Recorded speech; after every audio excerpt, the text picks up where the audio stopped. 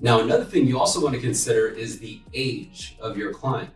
And the reason why you want to have an idea of their age, because a point of leverage is, when do you plan to retire? Let's say, for example, you're talking to a client who's 50 years old and they just literally opened up a 30-year fix 2 years ago. So they got 28 years left. That means if they go at the pace that they're at, they're gonna have a mortgage payment until 78 years old, meaning they're gonna work well beyond the ideal retirement age of 65. And you could bring up certain things like, it's unfortunate that the economy is where it's at. Just the other day, I was at Costco and I saw someone who should have been retired, but they have to stand at the exit of Costco to highlight my ticket. And it was disheartening to see that someone who should be retired, enjoying their retirement because they've worked most of their lives, is forced to bag groceries just to earn additional income. You're dropping that seed through storytelling. And why that's important is because they're living through that story.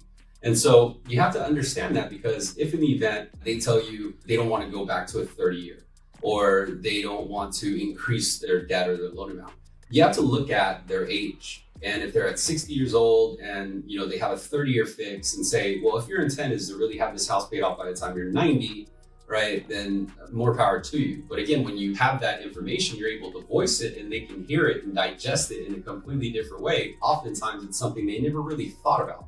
They just thought about, can I afford this monthly payment? That's a really helpful piece of information that you keep in your back pocket so that you can address the objections before they come up. Because if you understand this, and you understand that there are only so many different objections, you can learn how to address them before they even come up.